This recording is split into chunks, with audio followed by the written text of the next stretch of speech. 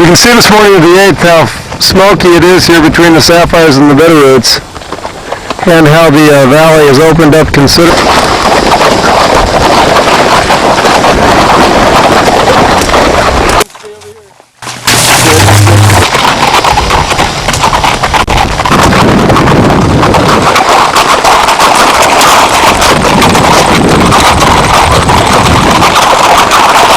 The Bitterroot Mountains, 8 September 2005.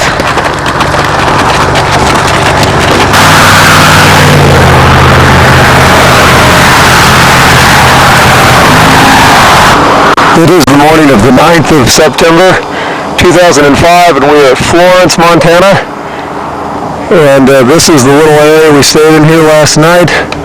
Had the horses here. A gentleman nearby here, Bill Kraut, showed me a cannonball that he plowed up. We're near Fort Owen. Fort Owen was located near Stevensville, Montana, just about, not very far, 7 or 8 miles from here maybe.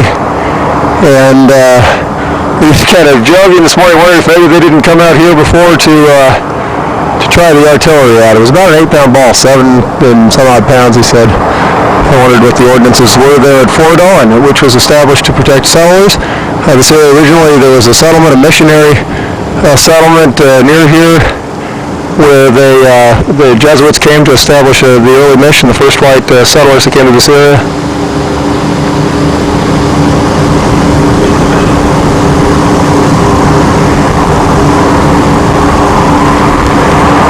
Toilet paper. It is the morning of September 9th. We are headed into Traveler's Rest at Lolo, having just left the area of Florence, Montana. And it has begun to rain. We are moving up a bike path that parallels Highway 93 right down the middle of the valley. And here we are passing the football field for the Florence Falcons. We want to say hi to all the school students here in Florence, Montana. And wow, what a football field that is. You can play polo there as well. Looks like it's as horse-friendly as it is kid-friendly. It is the morning of the 9th of September. You can see here where we're traveling up Highway 93, the center of the Bitterroot Valley, that the high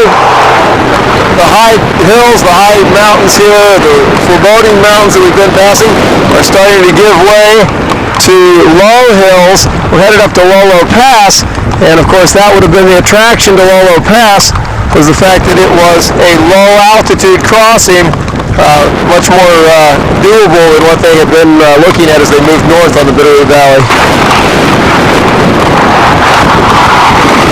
It's the 9th of September 2005. We are approaching the town of Lolo, and as you can see, the reason they chose this area, the low hills, this promised a better crossing than any of the alternatives as we approach Lolo Pass on the Lewis and Clark Trail. You can hear the wind today, it's pretty intense, and see the lower hills. And there we are headed toward the pass, and which of course is now Highway 12, and it's a very different terrain than we've seen up to this point. Much lower here. We have arrived at Traveler's Rest, and right through here, in fact, that tree line in the distance is the Lolo Creek, and we are probably right now a quarter of a mile from where the original expedition spent the night. And this is Neva Larson, and hi Neva. Hi. And does your ranch have a name? Did it ever have a name here? It's the Larson Farm. And this, you said, it was an old homestead. The original... No, go ahead. Wait now. Just kind of a little... I've got to record this, because you said this used to be a stage stop. Yep. And that was a crossing. Right there. Right at the mills of the creek there? Yeah. Where the bridges make sense. And so you said the new building over there, the barn, we get a picture of that, and then it was built in 1935. Right. That's the new building. Yeah. And that was, well, you can't see it from here, the older. Well, that one's pretty old. We call that the blacksmith shop. Okay, no, that's the old blacksmith shop over there? Yeah. Okay. Chicken house, but you can't see. All right. Are you boarding horses here now? Yep. Do you get, are they mostly, there's a happy girl. Are they mostly local, or do you have many people traveling through? Occasionally, yeah. So it's still Traveler's Rest? Yep. You're a mess.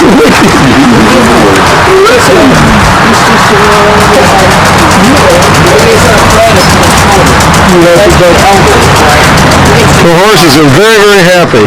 Traveler's Rest for the horses, and hopefully Traveler's Rest for the men. Absolutely spectacular. It really is. And well, what's interesting is that I've been filming these mountains now coming up from Lemhi and Salmon and... Now, Scott, that ridge is Traveler's Rest. That's why they come up the Nez Perce Trail, and you can see it's so obvious. The gentle ascent, right? It breaks. That's the break. We have found our Traveler's Rest. The horses are currently boarded at Neva Larson's. Just absolutely pleasant weather for months. And here it comes. We are all cold and wet. That is really, really spectacular. What's the name of that one distinct hill right in front of us? Lolo Peak. That's Lolo Peak there? So that's Lolo Peak, Bass Peak, and St. Mary's is in the log. They're all about 9,000. What's our elevation here? 35, Valley floor is 32.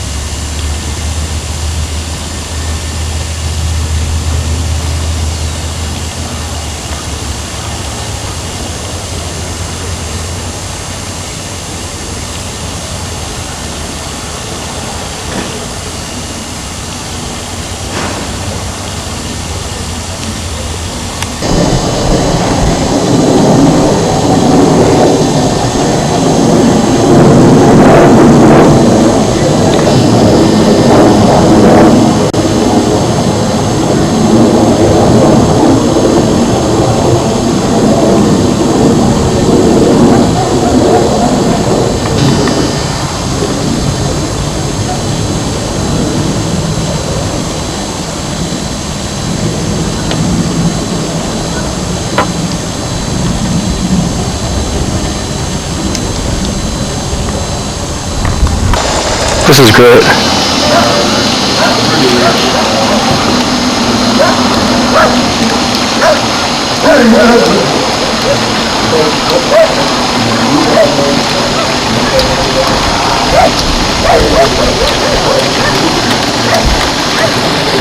Now the Bitterroot goes right up through the valley there. That's where the Bitterroot, yeah. And then, so what we're seeing through there is Lolo would be back up in there. You'll probably have a shot if you take that road. There's a road What I where do you is Graves Creek Road. Yeah. And there's parking area. You're gonna climb that. It's down there. It's not too bad.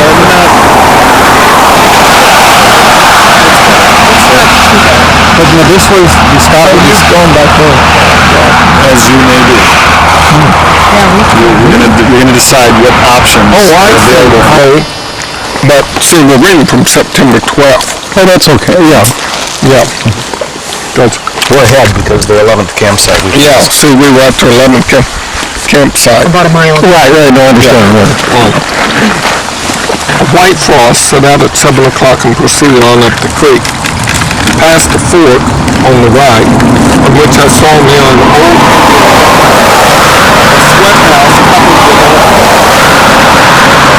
at 2 miles, ascended a high hill and proceeded through a hilly and thickly timbered country for 9 miles, and on the right of the creek, passing several branches from the right of fine clear water, and struck at a ford, at which place the road forks, one passing up each fork. That way. The timber is short and long-leaf pine, spruce, pine, and fir. The road through this hilly country is very bad, passing over hills and through deep, steep hollows, over falling timber, etc., etc. Continued on and passed some most intolerable road on the sides of the steep, stony mountains, which might be avoided by keeping up the creek. See, here's the way I see it spelled today more often. Come on, show the west side, Scott. And we'll do it all in one shot here. So they had it the opposite way. They had it the opposite way, and then they had the babies, what is it, peppers or whatever? Howard Creek.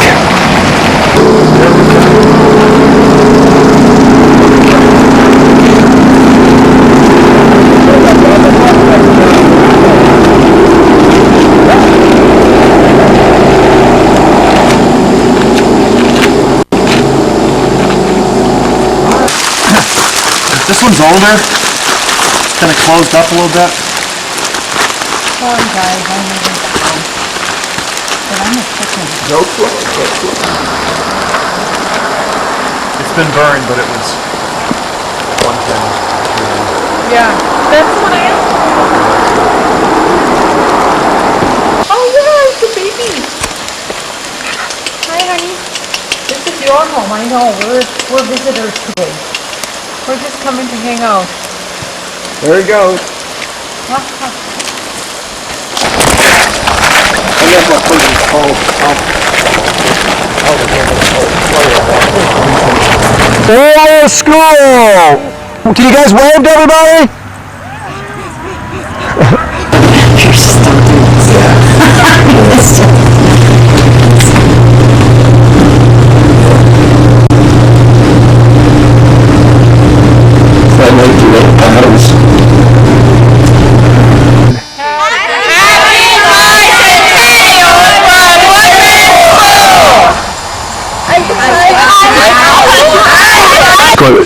We were visiting with Suzanne Miller, who we found by accident because we're trying to address a horse issue here.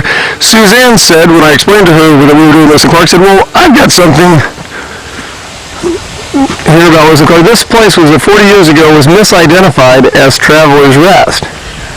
And this plaque was put up by the Lolo Community Club.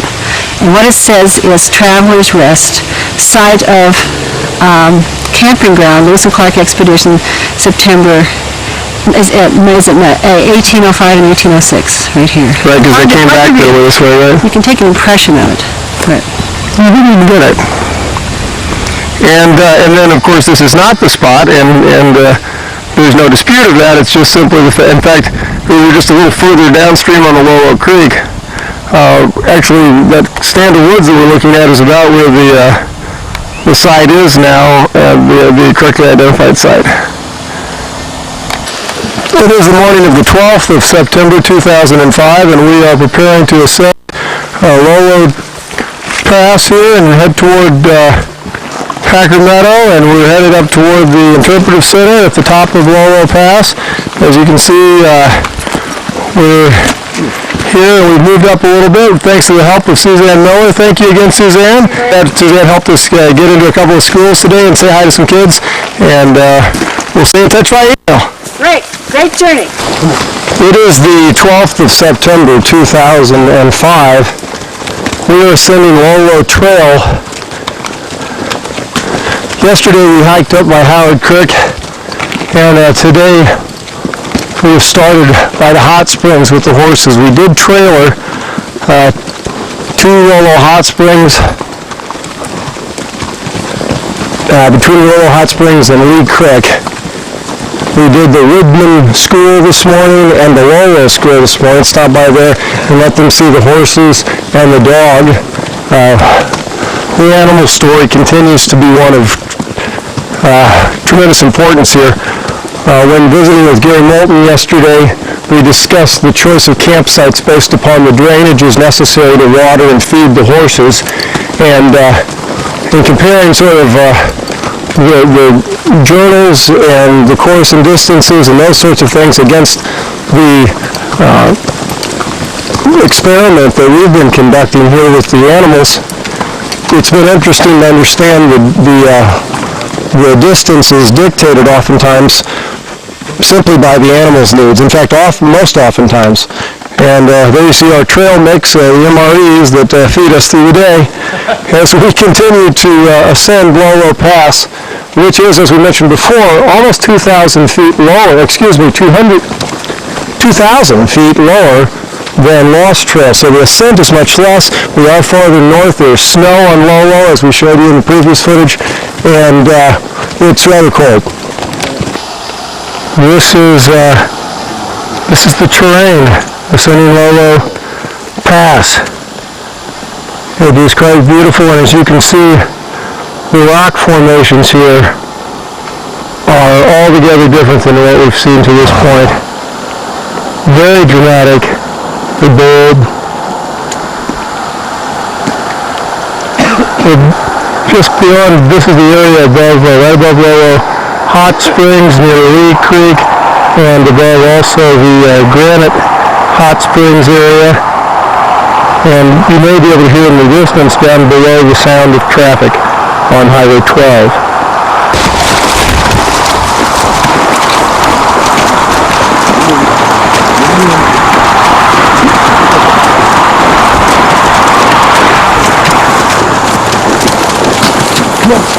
Come on. Come get it.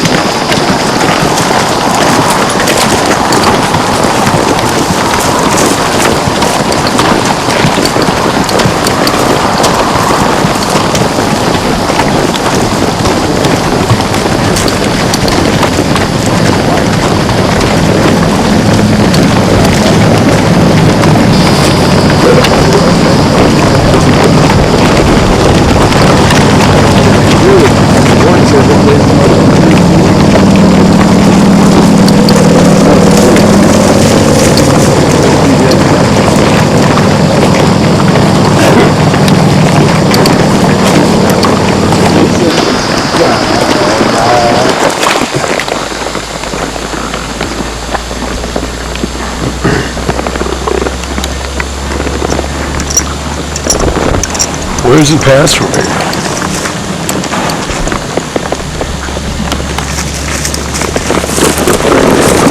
This is elk rub. It's high enough for moose, but you can see it's higher than a deer generally, and it's the bucks are marking their territory here.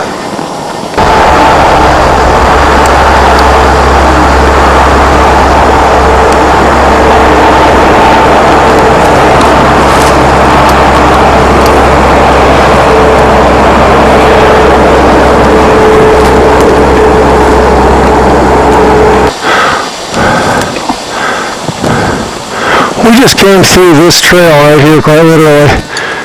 Broke through all of this, made our way back up to a broke trail, and wow.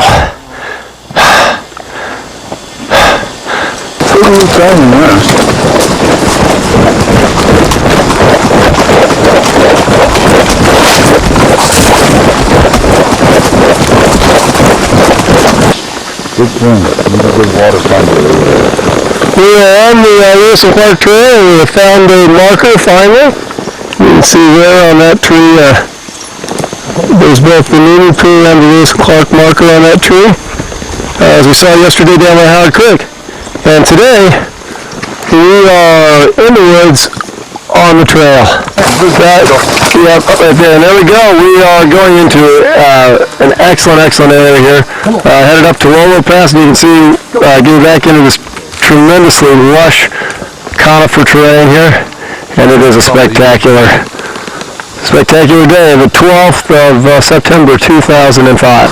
We are coming over the top here, and it is really quite spectacular. This is what the Lewis and Clark Trail looks like just as you leave Montana and enter Idaho. Marker right by Joe.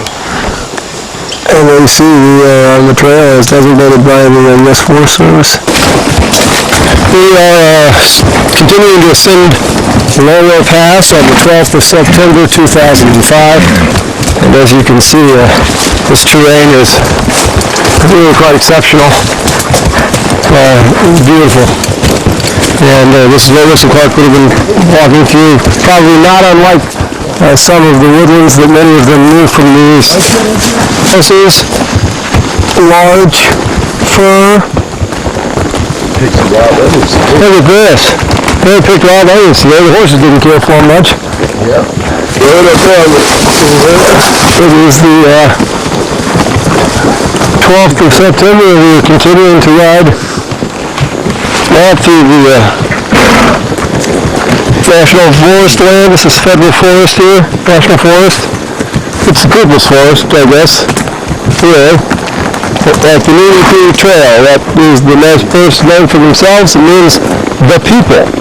And this is indeed the People's Trail, as is all of the Lewis and Clark Trail. It is a gift to our nation.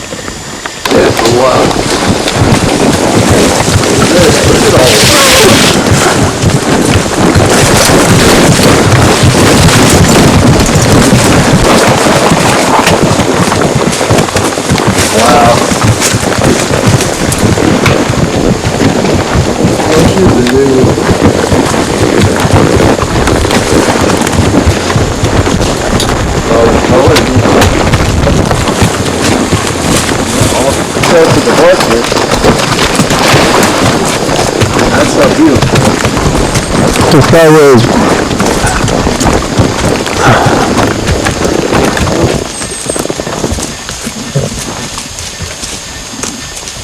My fingers are starting to get a little weird.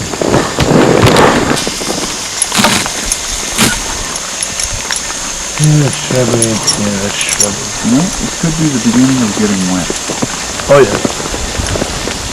It is rain. It is the 12th of September 2005. And we are on Lolo here. It's starting to rain. And as you can see, very spectacular mountains in the distance.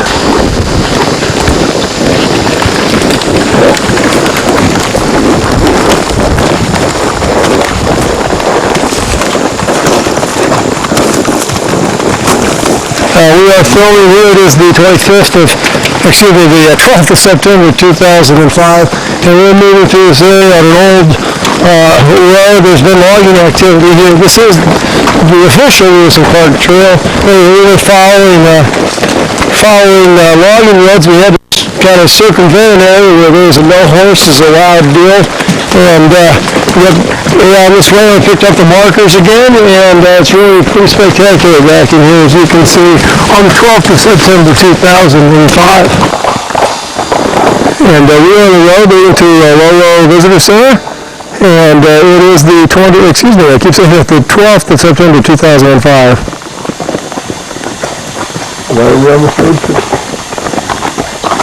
Lolo Pass during the Lewis Clark Bicentennial. Tough day we have you all. It is the morning of September 13th, and we are leaving Visitor Center area, and we are headed toward, where are we headed today, Molly? We're going to Brushy Fork. Brushy Fork, and we are with Gene and Molly Eastman, and we are very, very excited. They joined us in our camp here at the Visitor Center. We're back by Glade Creek area behind the Visitor Center, and we are excited about spending the day with Gene and Molly, and we'll tell you more about their book as well, which is Lolo Crossing. And so we're anxious to learn more about that as we see what the actual trail looks like as we benefit today from Molly and Gene's work studying what the actual trail of Lewis and Clark was in the Lolo Trail. It is the morning of the 13th of September 2005, and we have begun our descent of Lolo Trail on the Idaho side. We're very excited about finally reaching Idaho. We've been in and out of Montana, mostly in, since 26 April 2005, and today is very exciting for us as we begin to descend on the west side of the Bitterroots and make our way toward the Pacific Ocean. Finally, we've changed in the Pacific time zone here, and it's very exciting. The Clark Trail crosses the lake creek right above it, goes through the meadow. No water. The trail's still visible on the ground over there in the meadow, and it goes into the trees by that fork tree. This is Packer Meadow, right? This is Packer Meadow. This is the place. Also, let's call this Florence meadow. Oh, whoa, you don't want to go here. Hold on.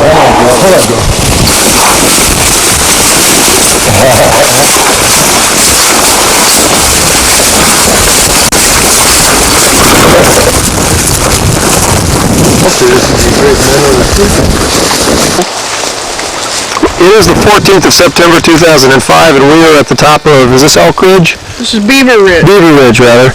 And we're looking at the tread of the old historic trail, and as you can see, there's an awful lot of exposed hills around here. It's kind of strange. This normally would be all pine, but would actually always be natural burns going on, but you can see the logging that's taking place here. And now, where is this? We're visiting today with Gene and Molly again. And where does the government land and the Plum Creek land? Can you point to where those areas are? It's checkerboarded. This is Plum Creek, and it's hard to sort out by looking. You have to look on the map and the aerial photo. And you say both the Plum Creek is a private operation that logs, and you say how much of their sections do they log? They're liquidating. That means they're taking 100% of their timber. And what about and you said, and also Forest Service also logs here? They're cutting 50% of the timber on their sections, but they're continuing to log, and so when you look around here, you see about 1/3 timber and two-thirds clear cuts. And you can't take so many trees out of drainages because it affects the watershed and it affects the fish. So normally right now, the shot that I'm getting, I should be looking into trees right now, right? I mean, I shouldn't be able to have this clear vista. Well, I asked the Sierra Club what they thought here, and they said, well, because we've logged this ridge off, we have a really pretty view. I said, okay, and then I said, how much timber do we have left? And they said there's about 1/3 timber and 2/3 clear cuts. And over there we've got some fires that have taken the trees off the hills. That happened in 2000. And I said, how many more trees can we cut here? And they said, well, you can't cut any because you have to leave a certain amount of trees for your elk and for your watershed. When you take 100% of the trees off the mountain, the water runs down into the creek and it makes the creek turn brown. It causes a lot of erosion problems. Point out the landmarks. Those are some elk droppings there, so there is elk activity here. Rocky Point Lookout? Point Lookout. 1806, Lewis and Clark came over that lookout along this ridge, down that ridge, and across Crooked Fork, and they went up that mountain. That's Moose Mountain over there. And over to Packer Meadows and Old Lolo Pass. They went back over the way they come. following the Nunu Trail. Yes. I don't know if you can see trail tread up there or not. Very tough. But you will see it below the road. Because I'm going to point it out to you.